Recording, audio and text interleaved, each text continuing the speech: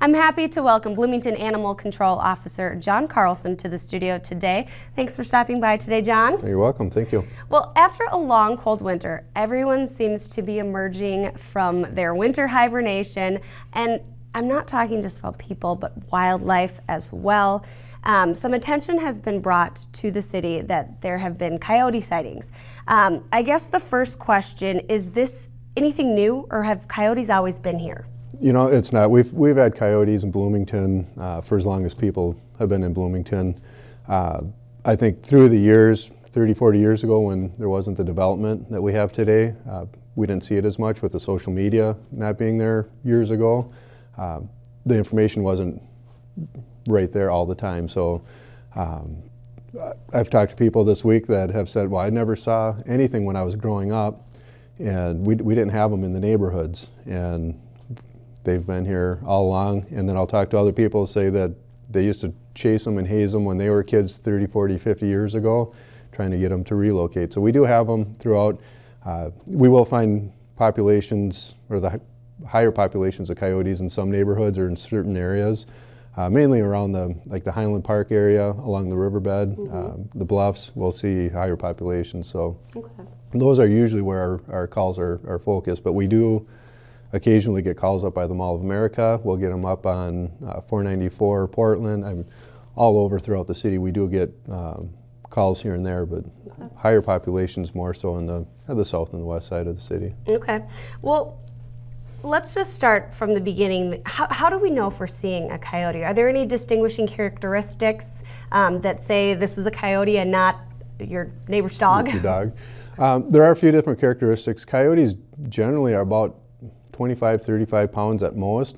They look a lot bigger. They're going to have the bushy tail. If they're a healthy coyote, they're going to have a nice full clean coat, and they can resemble a husky mix, even at times a German Shepherd, right along that size.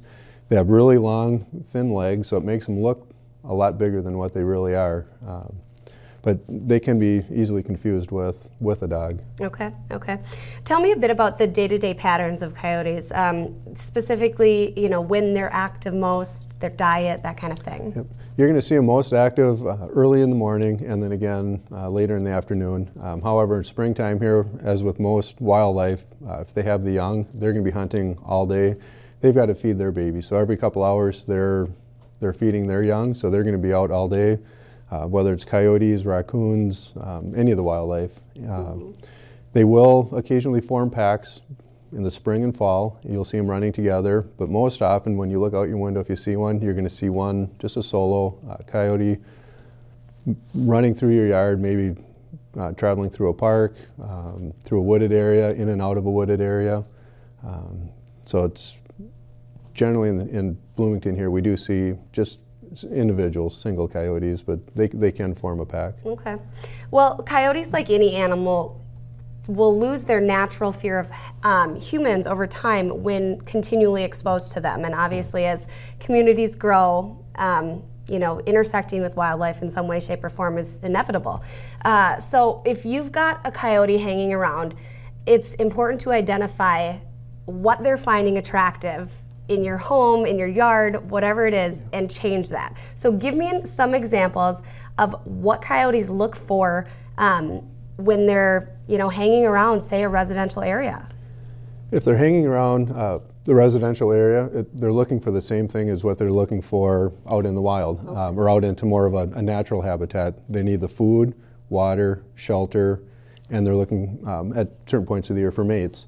So in our neighborhoods, quite often if you have an outlet, whether it's a wooded outlet or a grass area, if you're throwing your yard debris, any grass clippings, leaves, shrubs, if you have a wood pile stacked up, maybe have an old boat or something turned upside down in the back, provides perfect shelter for them. And then plus with all the debris that's thrown back there, perfect breeding ground for rodents, mice, moles, voles, rabbits, squirrels. And those are all the primary food sources for the coyote. Occasionally they will go after a deer. Usually though, if they go after a deer, it's going to be an older deer, sick, injured, or already downed, and then they'll consume, kind of scavenge. But coyotes will eat anything. They'll eat fruits, vegetables, grass.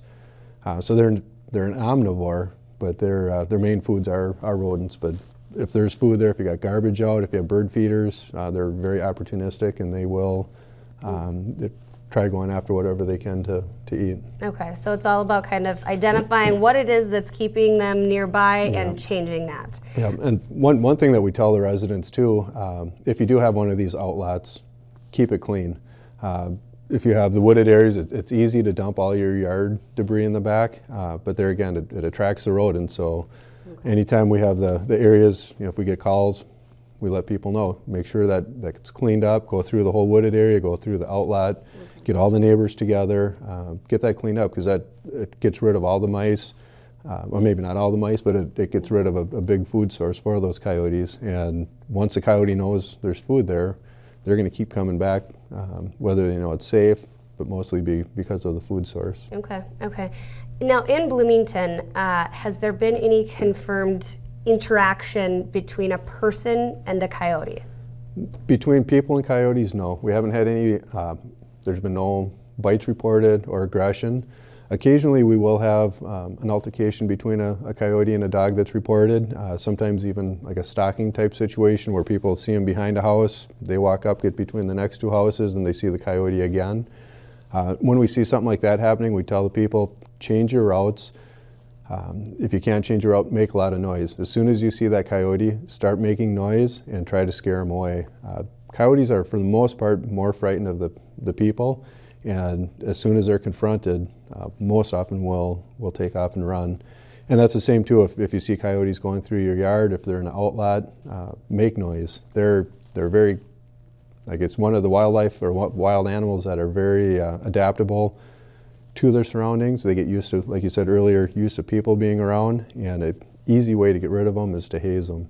Make as much noise as you can, bang pots and pans, put a bunch of pennies in a pop can, seal the top, throw it at them, make any kind of noise, just yelling at them, clapping your hands, even walking towards them, just clapping your hands. So if the coyote gets up, same with fox too, if they're looking at you, they take off, start running, maybe get 20 feet away, stop, turn and walk at you, or look at you, continue to make that noise, continue to let them know that it's not a good place to live, and to push them on. And within a very short period of time, that does change the behavior of the coyote. Okay, okay, so they kind of adapt to that as well. Yep, they start to associate you with that negative sound or the negative commotion going on, and like I say, yeah, they will relocate. Okay. But it takes some persistence on our part and some extra effort on the neighbors' parts. Absolutely.